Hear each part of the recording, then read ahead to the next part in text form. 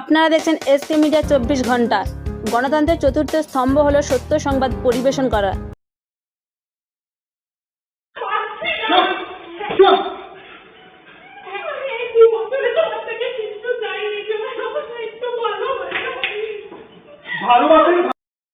স্বামী স্ত্রীর মধ্যে অশান্তি, স্ত্রীকে বেদম প্রহার, স্বামীর সিসিটিভিতে ধরা পড়লে সেই ছবি।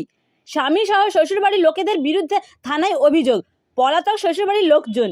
2023 সালে দেখাশোনা করে বিয়ে হয়েছিল দক্ষিণ আসামের বাসিন্দা রিয়ার সাথে উত্তর হাওড়ার সালকিয়ার বাসিন্দা শুভজিৎ হাজরার।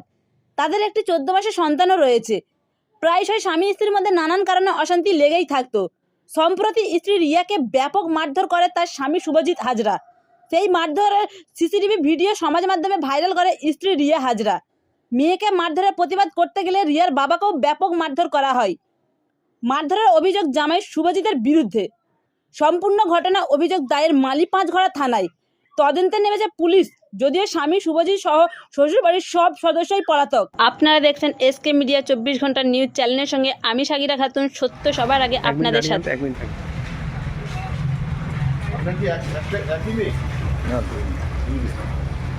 আপনাকেও মারধর করা হয়েছে? আপনি যখন জিজ্ঞাসা করতে গেছিলেন যে কেন মারছে মেয়ে? না ও কারা মেরেছে আপনাকে? আমার জামাই মারলেনি, হঠাৎই মারল। ওই আমার মেয়েকে সাপোর্ট করি আমি, ওই প্লাসে আমাকে অ্যাটাক করি। ঠিক আছে,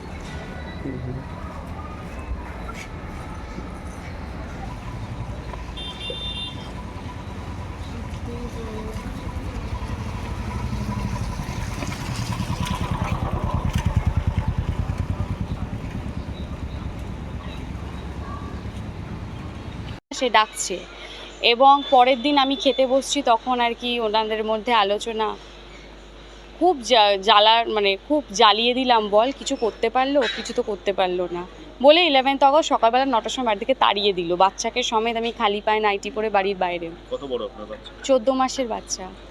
তো সেই সময় পাশের বাড়ির লোকজন ওনারা এসে আমাকে বাড়িতে ঢোকান, যে এরকমভাবে বাড়ির বউ রাস্তায় কেন ঘুরছে, এই বলে আমার শ্বশুরের সাথে কথা বলে ঢোকায়। বাড়িতে ঢোকানোর পর আমাকে আমার ফোনটা কেড়ে নেওয়া হচ্ছিল, যেটা ওটা সিসিটিভিতে দেখা যাচ্ছে আপনাকে তো প্রচণ্ড মারধর করেছে। হ্যাঁ, কেন? অ্যালিগেশনটা কি? অ্যালিগেশনটা হচ্ছে ও দিদির সাথে এক ঘরেই থাকবে, ওর বউয়ের সাথে এক ঘরে থাকবে না, ওর বউয়ের সাথে ওর কোনো সম্পর্ক ওর রাখবে না, বুঝতে পেরেছেন? এবং ও যেটা করছে সেটাকে আমায় মেনে নিতে হবে। এইটা আপনার অভিযোগটা সরাসরি কার বিরুদ্ধে? আমার অভিযোগটা আমার ননদের আর আমার স্বামীর বিরুদ্ধে। কারণ আমার স্বামী আমাকে মেরেছে আমার ননদ উঠছেছে বলে। কেন মারছে? কারণ এই জন্যই যে তুমি যেটা চাইছো সেটা সম্ভব নয়। আমি আমার দিদির সাথেই থাকবো, রাতে 1:30 অবধি রোজ বসে গল্প করব, আর যেখানে যাওয়ার আমি আমার দিদিকে নিয়েই যাব, আর তোমাকে নিয়ে গেলে বাড়ির সবাইও সেখানে যাবে, তুমি আমি একসাথে কোথাও যাবো না। একদম। তারপরেও এরকম। আমার বিয়ে হয় 22শে জানুয়ারি 2023, ওনারা আমায় দেখতে আসেন। 5 তারিখে 5 ফেব্রুয়ারি পাকা কথা হয়, 17 এপ্রিল আমার রেজিস্ট্রি হয়। মানে কয়েক মাসের মধ্যে 498-এর কেস করেছি এবং অ্যাটেম্পট টু মার্ডারের কেস করেছি। আমার স্বামী, শ্বশুর, শাশুড়ি, ননদ সবাই পলাতক, বাড়িতে তালা মেরে পালিয়ে গেছে। তো আমি জাস্ট পুলিশের কাছে এই জন্যই দ্বারস্থ হচ্ছি যে কাল যদি আমাকে আর আমার বাবাকে আবার মারা হয়, যে বাড়িতে একদম মেরে নাক মুখ ফাটিয়ে দিয়েছে, আবার যদি এই ঘটনা ঘটে, তাহলে তার দায়টা কার? পুলিশের, প্রশাসনের, কার? আপনি কি আতঙ্কিত আছেন? প্রচণ্ড। কারণ আমার কিছু হওয়া বা আমার বাবার কিছু হওয়া মানে আমার বাচ্চাটার ভবিষ্যৎটা কী হবে? আর্নিং মেম্বার আমার বাবা, আমি কোনো কাজ করি না। আমার বাবা আমাকে খাওয়াচ্ছে, বাড়িতে থাকতে দিয়েছে, বাচ্চাকে খাওয়াচ্ছে বলে আমরা দুজন এখন তার শেল্টারে আছি।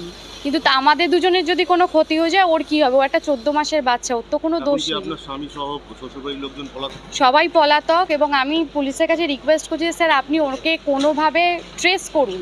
ওর ফোন সুইচ অফ, কিন্তু